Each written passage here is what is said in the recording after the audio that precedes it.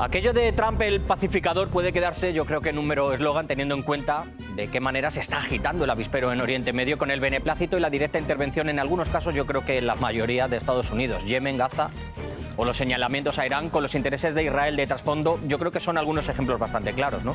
La región se ha dinamitado, empezando por la ruptura de la tregua entre Israel y Hamás por parte del país hebreo, que no llega a un consenso con ese grupo sobre el armisticio y en el que los rehenes, tristemente, están siendo utilizados como excusa o como moneda de cambio, y pasando también por la limpieza étnica que Tel Aviv sigue haciendo en la Franja de Gaza con bombardeos indiscriminados, desplazamientos forzosos y con el bloqueo de ayuda humanitaria, algo que ha provocado como una especie de acción-reacción en el grupo chiita de los hutíes en Yemen, que intentan sabotear el paso de barcos israelíes de mercancías, ¿no?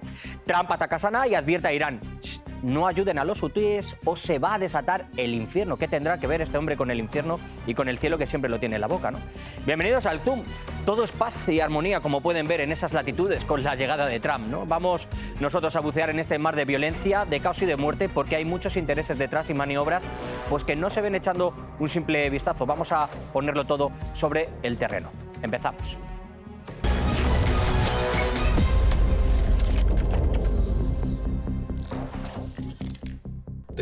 El cierre de los pasos a Gaza para la ayuda humanitaria y el resto de suministros ya lleva 18 días, perturbando gravemente las operaciones de socorro y empeorando una situación ya de por sí catastrófica.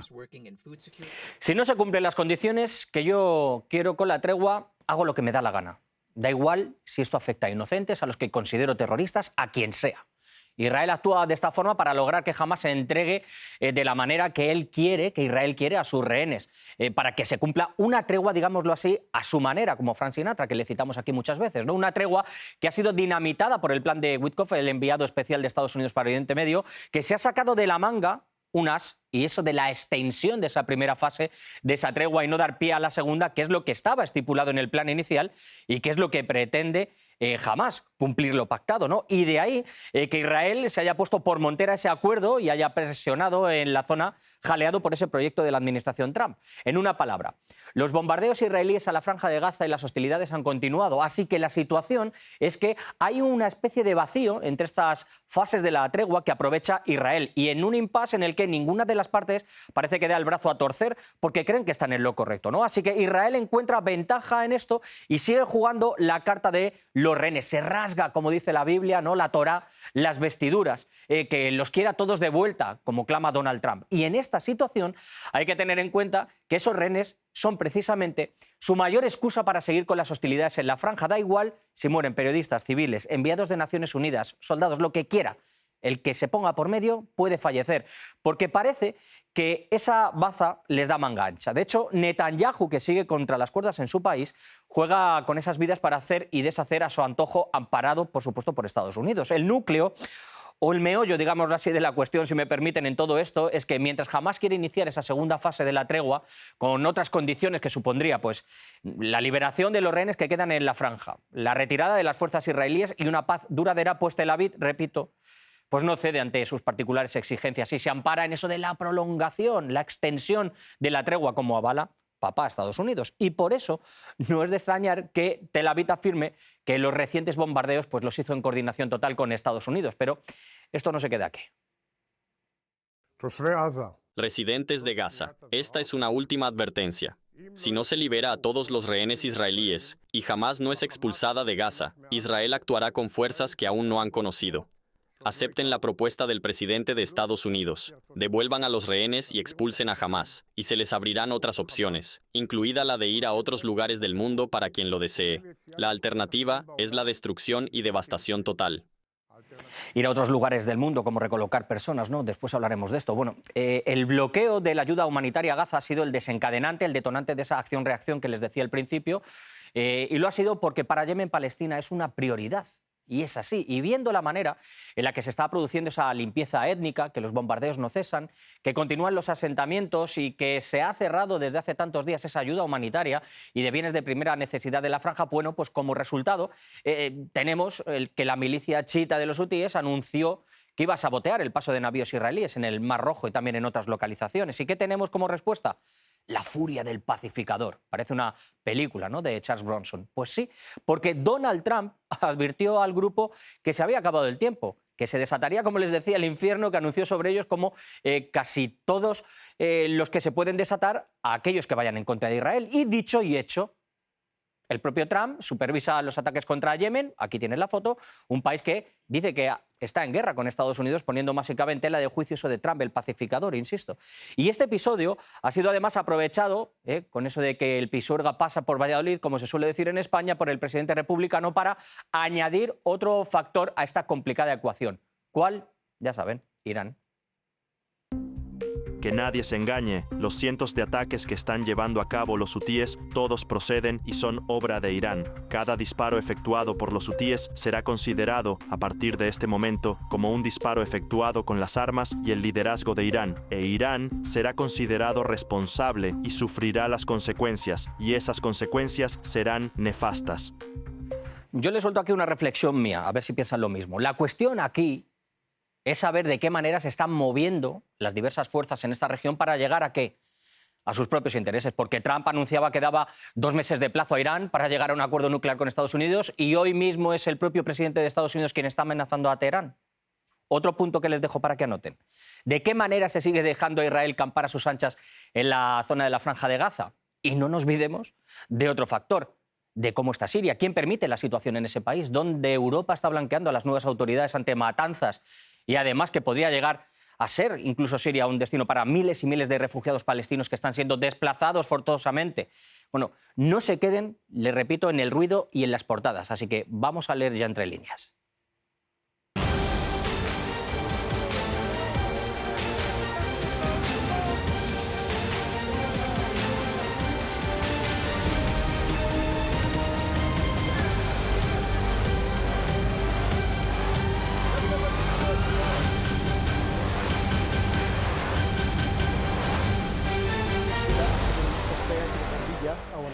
Momento ahora de dar un repaso a cuáles son nuestras direcciones en las redes sociales. Ya sé que se las saben, pero se las pueden ofrecer a sus amigos, a sus conocidos, a sus familiares. Estamos activos en nuestro canal de Telegram. Además, pueden seguir mi cuenta, la del programa, la plataforma X, o se pueden suscribir, ya lo están viendo, con este código QR, a nuestra plataforma de contacto, donde encontrarán la reproducción de nuestros programas, del Zoom, pero también de Zoom Plus, así que no hay excusa para perderse ninguno de nuestros episodios. Gracias por anticipado. Ahora sí, vamos a hablar de este tema tan complicado y tan enrevesado. Mi introducción ha sido un poco de contexto, pero para meterles a ustedes en harina, porque la verdad es que es bastante complicado. Hoy tengo el placer de poder hablar con dos personas que siguen muy de cerca toda la situación en Oriente Medio. Como siempre les digo, no traemos aquí a cualquiera. Hablo con Margarita Cadavid, profesora de Oriente Medio de la Universidad Militar de Nueva Granada, y con Mariano Sarabia, escritor, periodista y experto en relaciones internacionales. Margarita, Mariano, muchísimas gracias por estar conmigo en el Zoom. Decía que quería arrojar un poco de luz y poner en contexto, porque son muchos los titulares que estamos viendo, parece que son todos los hechos aislados, y yo siempre digo, Margarita, que las cosas no suceden en geopolítica por casualidad, que aquí se ha dado una acción-reacción y que lo que estamos viendo en Oriente Medio es todo fruto de algo. Desde mi punto de vista, todo se debe a un cambio en la política de la administración de Estados Unidos con este plan que había, con esta tregua en la Franja de Gaza, con Hamás y con Israel. Se suponía que íbamos a pasar a una especie de segunda fase, pero de repente, ¡ping!, se nos ocurre la idea de extender esta primera fase. ¿Qué es lo que sucede y por qué Estados Unidos cambia radicalmente de postura? Bueno, yo aquí me atrevería a hacer como varias precisiones. Lo primero es, nosotros estábamos frente a un cese al fuego que se estableció con unos plazos. La primera fase era la fase que contemplaba el intercambio de rehenes israelíes por prisioneros que estaban en cárceles israelíes, prisioneros palestinos que estaban en cárceles israelíes. La segunda fase ya planteaba un retiro total de las fuerzas israelíes de Gaza y que se empezaran a discutir los elementos para pasar ya a esa tercera fase, que eran las condiciones de la reconstrucción de Gaza, quién gobernaría Gaza y, por supuesto, plantear lo fundamental en esta situación, que era la creación del Estado palestino. Sin embargo, hay que entender dos cosas. La primera es que se planteó desde un primer momento que si no se acordaban digamos, si no se cumplían esos pasos, pero se estaba en las negociaciones, se debía llevar a cabo o se debía mantener mejor el cese al fuego. Sin embargo, muchos pensamos, y me incluyo, que esto no iba a pasar a una segunda fase. Básicamente, ¿por qué? No solamente hay que tener en cuenta a los Estados Unidos, sino también a Israel.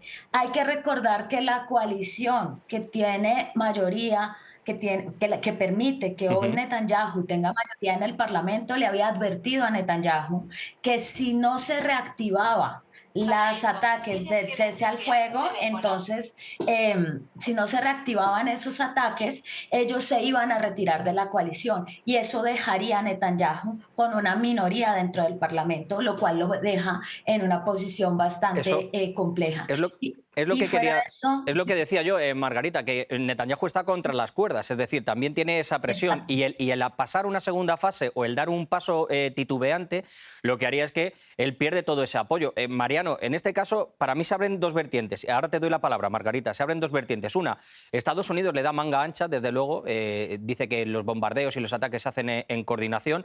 Israel sabe que está forzando todo esto con el tema del corte de suministros de ayuda humanitaria y hemos escuchado al señor Katz diciendo que, bueno, tienen la oportunidad de marcharse donde quieran. Es decir, su plan sigue y si no continuaran con ese plan, lo que quedaría encima de la mesa es que, bueno, tenemos que convivir con Hamas y es algo que ellos no quieren. Lo que se quiere es una ofensiva total, Mariano. Sí, totalmente. Un abrazo, Javier, Margarita, desde el sur. Totalmente de acuerdo, Javier. Lo que se quiere es una ofensiva total. Me parece que, empezando de atrás para adelante y tomando los argumentos de Margarita, el objetivo final del mundo civilizado hoy es dos estados. Y eso es lo que no quiere Israel de ninguna manera y tampoco Estados Unidos, porque tener dos estados significaría respetar la soberanía del Estado palestino, respetar la posibilidad de su seguridad con un ejército propio y el Estado de Israel se basa en un proyecto colonialista, y de ocupación de territorios que no son suyos. Desde el principio dicen que el problema es Hamás, pero el problema empezó en 1947. Hamás se creó recién en 1986. Entonces, el día de mañana puede no estar Hamás, pero el problema va a continuar. Y de parte de Estados Unidos el objetivo, lo han dicho claramente, es ocupar Gaza y hacer de eso un desarrollo inmobiliario, robarse Gaza básicamente, ¿no? Y antes los imperialismos usaban eufemismos, hoy ni siquiera eso. Claro. Y por eso también uno puede entender que mandan como delegado a un vendedor de inmuebles como Wyckoff, Claro, ¿no? es que eso es lo que Entonces, a mí me llamaba la atención. Desde mi punto de vista es que yo no sé si hemos perdido el horizonte. Veíamos este vídeo que publicaba Elon Musk en X hace unas semanas y nosotros hablamos aquí en nuestro programa de ese proyecto que tenían para Gaza. Pero es que parece una cosa tan irreal que es decir, bueno, no nos lo vamos a creer, pero es que ese proyecto que se tiene, Margarita, para Gaza, lo que se está haciendo es, a partir de muertes de inocentes, de desplazamientos, una limpieza étnica total, de no respetar esas treguas y de, como decía yo, ponerse los acuerdos por montera. Bueno, como me respalda Estados Unidos y cambiamos las reglas del juego, ahora nosotros las establecemos. Y lo que se está haciendo es, no es que se vaya a construir, vamos a hacer la Riviera de Gaza. No, perdonen. Lo que están haciendo ustedes es desplazar a casi 2 millones de personas, si no me equivoco, Margarita, y si no me corriges, y lo que se está haciendo es intentar colocar, yo decía incluso Siria, España también, mi país, se postula para que lleguen palestinos allí, etcétera, etcétera. Estamos hablando de mover y de movilizar a gente de su territorio, pura y duramente. Margarita. Sí, básicamente lo que nosotros estamos viendo es que en estas propuestas que son cada vez más indignantes para la población y la dignidad humana de los palestinos, pero además más allá de eso también estamos hablando de crímenes de lesa humanidad. No hay que olvidarnos que el Estatuto de Roma que da, digamos, origen a todo lo que tiene que ver con esta legalidad dentro del derecho internacional humanitario. El artículo 7 del Estatuto de Roma dice que cualquier deportación o traslado forzoso de la población es un crimen de lesa humanidad. Es decir, no se puede pretender que después de todo esto que ha pasado, que además se ha dado un castigo colectivo, cosa que también está prohibida por el derecho internacional humanitario, entonces faltaba más que ahora tengan que irse para que puedan hacer un resort. Además, la historia lo que nos demuestra es que toda población palestina que ha sido desplazada en el marco del conflicto palestino-israelí no ha podido regresar, porque de hecho es uno de los puntos más complejos que hay para una negociación, el regreso de más de 5 millones de refugiados palestinos que viven fuera de sus territorios en los países. Hablaba yo de que esto ha sido una concatenación, ha habido acción-reacción, ese bloqueo que ya lleva casi 20 días, podríamos decir, de ayuda humanitaria, de agua, de electricidad para bombear esos pozos de agua, lo que ha hecho es mover o tener una concatenación de otros agentes. Es decir, Mariano, hemos visto cómo los hutíes de Yemen han dicho, oiga, ustedes están bloqueando la ayuda humanitaria de Palestina a inocentes, a niños, a refugiados que existen allí, a personas que necesitan esa electricidad para los hospitales para recuperarse, prácticamente es asistir a su muerte. Nosotros lo que vamos a hacer es bloquear aquí en el mar Arábigo y también en el mar Rojo el pase de los buques. Y ante esa advertencia Donald Trump dice, ¡pum!, apretamos el botón. Que nadie puede quedar impune. Quien esté contra Israel, nosotros vamos a arrasarlo. Y Trump se ha visto, dice, en el derecho de poder hacerlo. Pero en ese movimiento no es que Trump, desde mi punto de vista, y si me equivoco me corriges, Mariano, vaya directamente contra los hutíes. Es que manda un mensaje a Irán, que es quien está, digamos, atrás, es su carta o su as en la manga, porque quiere una negociación y apretar las negociaciones con ese acuerdo, ¿no? Y también decía lo de la carta por esa carta que ha enviado, ¿no?, al gobierno de Irán, la administración estadounidense. Mariano. Sí, comparto con lo que decís, Javier.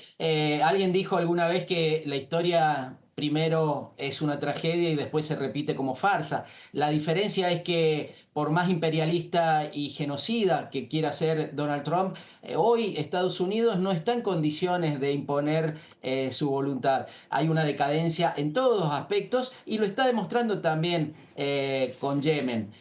Lo mismo Israel. Israel tiene una política genocida. Margarita decía, delitos de lesa humanidad. Por supuesto que sí. Yo me atrevería a ir un pasito más allá y hablar de genocidio cuando, por ejemplo, el embajador en la ONU dice que no va a haber piedad. Eso no es un discurso bélico, sino un discurso genocida. Cuando Donald Trump dice, esto no va a ser una guerra justa, los vamos a aniquilar completamente, ese es un discurso genocida. Pero no pueden, porque fíjate que no han podido los israelíes en un año y medio ni siquiera liberar a los más de 50 rehenes que todavía están, y ni siquiera desarmar, y mucho menos sacar del poder a Mariano, Hamas. perdona que te corte y te vuelvo a repreguntar. ¿Esos rehenes los está utilizando Israel como, digamos, una excusa de manga ancha para realizar todo lo que quiere? Es decir, si se recuperaran todos los rehenes o si todos los cuerpos de los que hayan muerto volvieran a Israel, ¿ante qué estaríamos? ¿No se tendría por parte de Israel ese pretexto para frenar esta barbarie? Pero ojo, Javier, porque es un arma de doble filo, porque también eso se le vuelve en contra con su propia población. Fíjate las manifestaciones que hay dentro de Israel, la izquierda, cómo han respondido con represión contra los líderes de Meretz y del Partido Laborista, y cómo los familiares de los rehenes ven que esta actitud de Netanyahu es que no les importa los rehenes. Los rehenes, como decís vos, son solo excusas. Y lo mismo le pasa a Donald Trump. Él no entiende nada, porque para ser un líder malvado, cruel y genocida, por lo menos hay que tener estatura. Pero realmente son una caricatura de lo que fue alguna vez Estados Unidos. No entiende nada qué es Irán, qué es Yemen, la historia de Yemen. La actitud siempre solidaria con los otros países árabes y sobre todo con Palestina, y sobre todo esa confluencia religiosa y política que hay entre los hutíes y... Me gustaría hacer incidencia desde Irán. Se ha dicho que bueno, es absurdo decir que Irán está detrás de de los hutíes de Yemen, que ellos tienen sus propios intereses, pero los intereses que tiene Donald Trump al atacar a los yemeníes y a citar a Irán es esa presión, Margarita, si no me equivoco, en torno al programa nuclear. Es decir, el propio Marco Rubio lo ha dicho, el propio Donald Trump se sabe que se quiere presionar a Irán para firmar un acuerdo nuclear. Irán dice que siempre se está haciendo bajo los términos ese acuerdo nuclear o ese programa nuclear que se tiene con fines pacíficos, etcétera, etcétera. Pero lo que se quiere es presionar de una manera, digamos, muy, muy fuerte para intentar lograr unas mejores condiciones de negociación. ¿Qué es lo que está haciendo Donald Trump con el tema de los aranceles, y lo hemos visto en Panamá? ¿Qué es lo que está intentando hacer con el tema de Ucrania, etcétera, etcétera? E Irán no es una excepción. Donald Trump y para su administración, este pacto e Irán son algo vital, Margarita. Sí, efectivamente, digamos desde que se retiró de Estados Unidos en el 2018 bajo el primer gobierno de Donald Trump, de todo lo que había sido el acuerdo de acción integral por el tema del programa nuclear iraní, Irán ha estado, digamos, bajo presión y en este momento, como tú lo decías, efectivamente Trump está recurriendo a esa estrategia que él siempre acude y es llevar a cabo una máxima presión sobre el Estado con el que pretende llevar a cabo la negociación. En este caso es Irán. Esa máxima presión se ve marcada por la carta que él envía, en la cual da dos opciones a Irán. Entonces, una es una negociación, una salida diplomática, y si no, están, digamos, las opciones militares. Y de hecho, antes de enviar la carta, tuvo conversaciones con Arabia Saudita y otros países de la zona, precisamente puede ser buscando esos apoyos. Sin embargo, aquí yo me atrevería a decir que hay un elemento diferente en este contexto, y es que hay una cercanía entre Rusia y Estados Unidos, entre el presidente Vladimir Putin y los Estados Unidos ahora, y Vladimir Putin se ha ofrecido como mediador en este escenario del acuerdo nuclear iraní. Entonces, yo creo que se está llevando a esa máxima tensión, pero con el objetivo quizás de llevar a cabo una negociación, pero con Trump nunca se sabe. Es decir, estoy de acuerdo con Mariano, a Trump le falta estatura política en muchos sentidos, pero y también estas negociaciones Margarita, entre estados y en geopolítica no pueden ser como una negociación de negocios. Eso te quería decir. Quizá esa estatura política la vaya a poner Rusia en este caso, que ha dicho que también la presencia de China va a ser imprescindible y que se tiene que llevar a cabo una negociación con su presencia. Quiero decir, esa estatura la puede poner, Margarita, Rusia y en este caso China, que están, como se suele decir, templando gaitas, ¿no? Están llevando el mar a su curso, ¿no? Esa podría ser la opción, esa podría ser la presión que estamos viendo en este momento para que se sienten a negociar.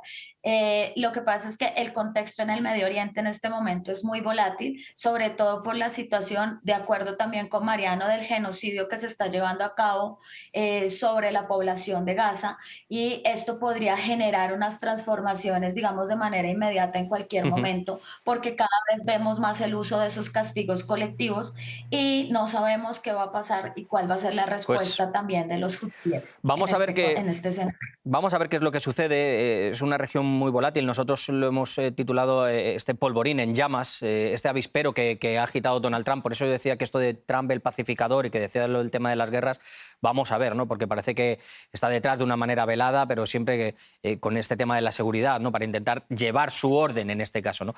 Margarita, Mariano, de verdad, muchísimas gracias por haber estado conmigo en el Zoom. Espero contar de nuevo con vosotros, porque es un placer intentar arrojar un poco de luz ante este totum revolutum, ¿no? Que nos muestran los medios como si fuera algo separado, y hay que encauzarlo todo. Muchísimas gracias, de verdad. Bueno, termino el programa de hoy diciéndoles lo que realmente pienso, si me permiten, y que siempre les comento. Y lo he dicho al principio.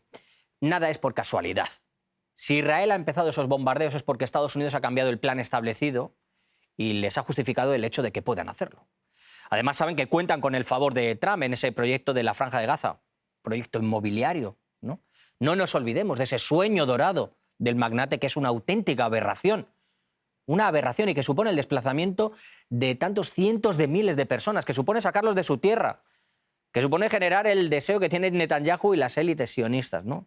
Que supone el implantar grandes beneficios y la obtención de recursos para Washington e intereses políticos para el propio Netanyahu, ¿no? Con las manos libres, Netanyahu campa a sus anchas y Trump aprovecha la coyuntura con los hutíes que intentan equilibrar el bloqueo en la franja con otro en el Mar Rojo y en el Mar Arábico para enviar un mensaje a Irán, ya que pasa por aquí, ¿verdad? Pero es que bajo el mantel, como les decía al principio, no a primera vista, por debajo de la partida hay un movimiento que es el de la Carta de Estados Unidos a Irán para negociar la presión, porque quiere hacer un trato desde esa fuerza, desde esa posición de altura. Pero en ese trato entran otros agentes, Rusia y China, porque Teherán no va a pactar sola con Washington. Es así, y ya se lo han dicho, se dan cuenta de que nada es por casualidad, que lo digo por algo. Lo digo, y lo peor de todo esto es porque mientras se deciden todas estas cuestiones, o se reparten los roles, o se divide un territorio, están muriendo inocentes. Millones están pasando calamidades. Sed, hambre, enfermedades, miles son encerrados, desplazados de sus casas, humillados, mutilados. Podría seguir. Parece ser que las vidas que hay en medio de este macabro juego, si podemos decir así, poco importan a algunos, ¿no? Aunque después, como sucede con Netanyahu, se rasguen las vestiduras de una forma hipócrita, de la más posible, diciendo que claman por esos rehenes que al fin y al cabo está usando como comodines de esta partida. ¿Para qué? Para establecer sus reglas y salir ganando. Veremos si lo consigue. Nosotros nos marchamos, ya saben dónde estoy. Síganme, chao.